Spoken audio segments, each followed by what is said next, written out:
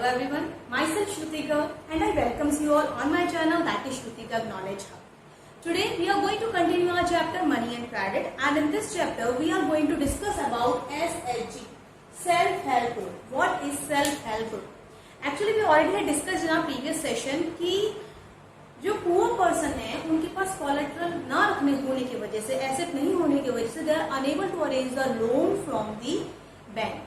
So what method we can use by which poor person can also take the loan without collateral?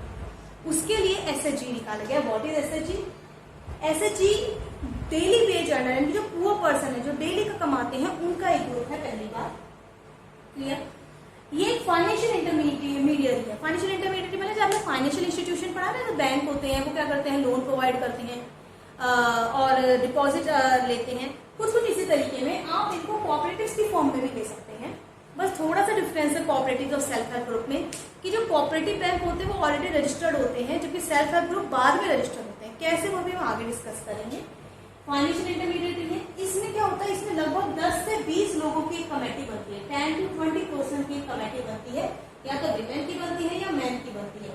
Mixing लोग कम follow करते हैं कि women और man दोनों की मिलाकर कर ली जाए, लेकिन ऐसा नहीं कि होती ही नहीं है. बहुत रेयरेस्ट होती है कि मैन और विमेन दोनों ही एक कमेटी है, या तो सारी विमेन होंगी या सारे मैन होंगे. इसमें क्या करते हैं ये लोग, जो डेली वेज अर्नर होते हैं वो SHG बनाते हैं, एक स्मॉल सेल्फ हेल्प ग्रुप बनाते हैं, और उसमें जितने भी डेली वेज अर्नर हैं, मानव एक अमाउंट फिक्स कर दिया जाता है कि लगभग 40 रुपीज या 50 रुपीज आपको डेली के क्या करने हैं, इकट्ठे करने. आप 200 रुपए कमा रहे हैं या 500 रुपए की डेली वेज अर्नर है, तो आपको 10 से 20 रुपए या 20 रुपए या 30 रुपए डेली के डिपॉजिट करने इन दिस ग्रुप.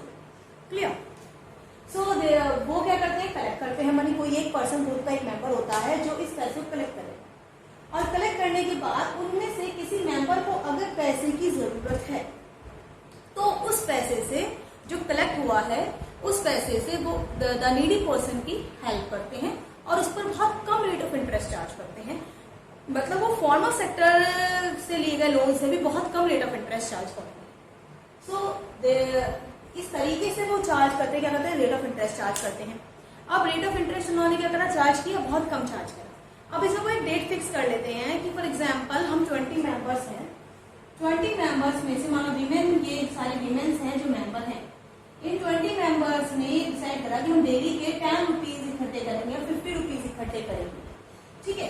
तो उन्होंने जो भी अमाउंट इकट्ठा करा, एक फर्स्ट विमेन है ए, उसने कहा कि मुझे 50 रुपए की जरूरत है, उसे 50 रुपए दे दिए जाते हैं. उसको ये कहा जाता है कि आपको 50 रुपीज कितने दिनों में वापस करने में, हाउ मच इंटरेस्ट. तो इसकी ड्यूटी है, प्लस ग्रुप भी ध्यान रखता है कि टाइमली वो इस पैसे को वापस करे. टाइमली वो इस पैसे को वापस करे. पूरा एक रजिस्टर मेंटेन किया जाता है, उसमें सारी की सारी 20 लेडीज के नेम होते हैं, जिसने जब जब लोन लिया है उसका इंडिकेशन होता है, और जब जब लोन वापस होगा उसका पूरा एक रजिस्टर मेंटेन किया जाता है. लगभग अगर 1 साल तक बिना किसी डिफॉल्ट के, डिफॉल्ट मतलब ऐसा कोई पर्सन नहीं है जिसने लोन तो लिया लेकिन वापस नहीं किया, तो अगर लगभग 1 साल 6 महीने उससे ऊपर, लगभग 1 साल के बीच में अगर आप इस प्रोसेस को कंटिन्यू कर पाते हैं कि आप अपने मेंबर्स को लोन दे रहे हैं, और लोन देने के बाद आपका लोन वापस आ रहा है ऑन टाइम, तो उसके बाद ये SHG क्या हो जाती है, रजिस्टर हो जाती है. और ये एक बार रजिस्टर हो गई तो ये इंडिविजुअल की तरह ट्रीट की जाएगी. इंडिविजुअल की तरह मतलब कि अब ये आपके, भले इसके अंदर 20 लोग हैं लेकिन ये एक मानी जाएगी, ये रजिस्टर हो जाएगी गवर्नमेंट के पास, और अब SHG के नाम से आप बैंक से लोन ले सकते हैं. आपको कोई कोलेटरल रखने की जरूरत नहीं है, कुछ नहीं करना. आपकी जो SHG रजिस्टर हुई है उस SHG के नाम पर ही बैंक आपको विदाउट एनी कोलेटरल लोन देगी, और उस लोन को ये वीमेन्स जो भी काम करती हैं, जैसे कि कोई पिकल डालने का काम कर रही है, कोई सिलाई बुनाई का काम कर रही है, कोई साफ सफाई का काम कर रही है, तो जितने भी छोटे मोटे काम, कोई टेलरिंग का काम कर रही है, तो जितने भी छोटे मोटे काम है उनके अकॉर्डिंग ये अपना बिजनेस प्रॉस्पर कर सकते हैं, नई मशीन्स लगा सकते हैं, अपने बिजनेस को प्रॉस्पर कर सकते हैं. तो जो बैंक से लोन मिलेगा उसकी हेल्प से ये सब ये लोग ये काम करते हैं, या जो भी जेंट्स हैं अगर उन्होंने लोन लिया है तो उनके. तो this is particularly what we known as SHG. Now we are going to discuss about feature of SHG. Now we are going to look on the features of self help group. Self help group के features बहुत simple, जो हमने इसके वो पढ़ा था अभी, self help group पढ़ा था, उसी में से निकल कर आ रही है. Form by 10 to 20 members, very easy. whom condition, यानी कि जितने भी मेंबर हैं 10, 20 या 15, वो सब मेंबर उनकी सोशल कंडीशन और इकोनॉमिक कंडीशन एक सी होनी चाहिए, सेम होनी चाहिए। होमोजीनियस मतलब सेम होनी चाहिए, ठीक है। ऐसा नहीं है कि कोई रिचर है उनके अकॉर्डिंग और कोई बहुत ज्यादा गरीब है, तो सोशल इकोनॉमिक कंडीशन एक होनी चाहिए। जितने भी मेंबर होंगे उनका ग्रुप के अंदर उनके पास इक्वल राइट होंगे, इक्वल प्रिविलेजेस होंगे। ऐसा नहीं है कि भेदभाव हो रहा है, यानी कि डेमोक्रेटिक मैनर में वे लोग काम करते हैं। तो SSG is controlled and operated in a democratic manner. Voting होती है प्रॉपर तरीके से। रजिस्टर्ड बाय, अब इनको कौन रजिस्टर करता है? Primary credit cooperative society register करती है, या डिस्ट्रिक्ट सेंट्रल कोऑपरेटिव बैंक के अंदर रजिस्टर होते हैं, या स्टेट कोऑपरेटिव बैंक के अंदर ही रजिस्टर होते हैं। Only then if they register only then bank will provide them the loan. इनको इंडिविजुअल ट्रीट किया जाता है, मैंने बता ही दिया। कितने भी मेंबर हो उनकी आइडेंटिटी अब उनके नाम से ना होगी, उनके ग्रुप के नाम से होती है, तो एसएसजी के नाम पर इंडिविजुअली ट्रीट किए जाते हैं वो। मेंटेन मंथली थ्रिफ्ट अमाउंट, यानी कि ये बहुत जरूरी है कि मंथली जितना डिपॉजिट उनसे मांगा गया है कि हर महीने आपको इतना अमाउंट डिपॉजिट करना है, वो कंपल्सरी है कि वो लेकर आए। क्लियर। और एक बात इसके अंदर और है कि जो मैंने आपसे कहा था कि जिस भी पर्सन को लोन की जरूरत होती है वो लोन ले लेता है और उसकी जिम्मेदारी है कि वो वापस करे। लेकिन इन केस अगर वो पर्सन वापस नहीं कर पाता, तो एसएसजी का सबसे बड़ी जो फीचर है वो ये है कि भले ही लोन किसी एक पर्सन ने लिया है, लेकिन उसको रीपे करने की जिम्मेदारी पूरी ग्रुप की होती है। जब हम बात करें बैंक की, कि जब बैंक से उन्होंने लोन लिया है तो भले ही एक पर्सन को लोन मिला है या किसी एक पर्सन को आपने ज्यादा पैसा दिया है, लेकिन उस लोन को रीपे करने की जिम्मेदारी पूरी ग्रुप की होती है, किसी एक इंडिविजुअल की नहीं होती है। Now we are going to understood about its advantages, कि क्या बेनिफिट्स हैं सेल्फ हेल्प ग्रुप के। Now what are the benefits and advantages of self help group. सबसे बड़ा एडवांटेज, बिना कोलेटरल के लोन मिल जाता है, बिना कोलेटरल रखे वो बैंक से लोन अरेंज कर पाते हैं। तो जो उनकी सबसे बड़ी प्रॉब्लम थी कि they didn't have any collateral by which they can arrange the loan, अब बिना कोलेटरल के बैंक उन्हें लोन प्रोवाइड करती है।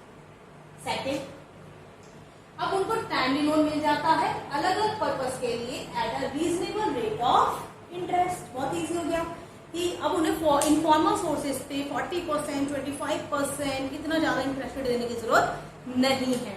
अब उन्हें वैरायटी ऑफ पर्पस में लोन मिल जाता है at a very less rate of interest.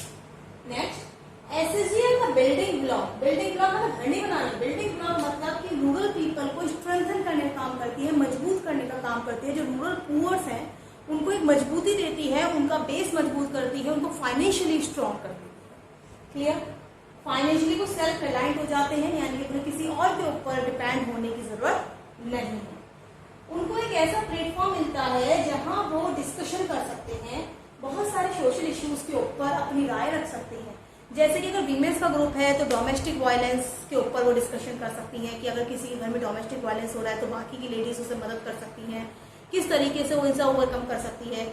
या फिर अगर हम बात करें न्यूट्रिशनल वैल्यू की, कैसे वीमेंस में आप देखते हैं न्यूट्रिशनल वैल्यू बहुत ज्यादा कम देखी जाती है, तो किस तरीके से वो न्यूट्रिशन वैल्यू को अपने अंदर, अपने बच्चों के अंदर, अपनी फैमिली के अंदर इंक्रीज कर सकती हैं। तो एक ऐसा प्लेटफॉर्म मिल जाता है जहां वो बहुत सारे सोशल इश्यूज से, बहुत सारे प्रॉब्लम से रिलेटेड डिस्कशन कर सकती हैं और उनको एक ऐसा प्लेटफॉर्म मिलता है जहां वो आगे आकर काम कर सकती हैं। I think now you will understood what SSG is. Self help group क्या है। Now the last topic of this chapter is ग्रामीण बैंक ऑफ बांग्लादेश। हम इसके बारे में और डिस्कस कर लेते हैं कि व्हाट इज ग्रामीण bank of Bangladesh. Now what is the ग्रामीण बैंक ऑफ बांग्लादेश। ग्रामीण बैंक ऑफ बांग्लादेश एक बहुत बड़ी सक्सेस स्टोरी है बांग्लादेश की, जिसने बहुत गरीब लोगों तक लोन पहुंचाया है at a very less rate of interest. इसने ये स्टार्ट करी हुई थी 1970 में बांग्लादेश के अंदर। इसमें जो पुअरेस्ट पीपल थे उनको रीजनेबल रेट ऑफ इंटरेस्ट पर लोन दिया जाता था, ठीक है। और इसमें 6 मिलियन पीपल इंक्लूड करे गए थे, लगभग 40,000 विलेज तक ये स्प्रेड आउट हुई, अब हो चुकी है और 6 मिलियन लोग अब तक इसमें कवर हो चुके हैं जो कि लोन ले चुके हैं। मैक्सिमम जो बोरोअर हैं वो पुअरेस्ट वीमेन है और ये पुअरेस्ट वीमेन इसे लोन लेकर उसको ये नहीं बर्बाद कर दिया, they are going to use that loan in a best possible manner. उन्होंने छोटे छोटे बिजनेस अपने आप को स्ट्रेंथन करा, ये सब काम किया है और उन्होंने ये भी प्रूव करा है कि पुअर पीपल भी रिलायबल बॉर्डर हो सकते हैं। रिलायबल बोरोअर मतलब कि जिन पर आप ट्रस्ट कर सकते हैं। लाइक जो हमारे रिचर पर्सन होते हैं उस पर बैंक को ट्रस्ट होता है कि they are going to repay the loan. लेकिन बांग्लादेश में जो पुअरेस्ट वीमेन है उन्होंने बैंक का सारा लोन ऑन टाइम वापस किया है, यानी कि they act as a reliable borrower. अगर कोई पर्सन पुअर है तो पुअर होना उसकी ये नहीं शो करता कि वो रिलायबल बोरोअर नहीं है। उन्होंने ये शो करा है that they are a reliable borrower and they can use the money in a best possible manner. Even maximum of the people are women होते हुए भी उन्होंने अपना बिजनेस भी सेटअप करा, रिलायबल बोरोअर की तरह भी काम करा, अपने आप को भी स्ट्रेंथन करा।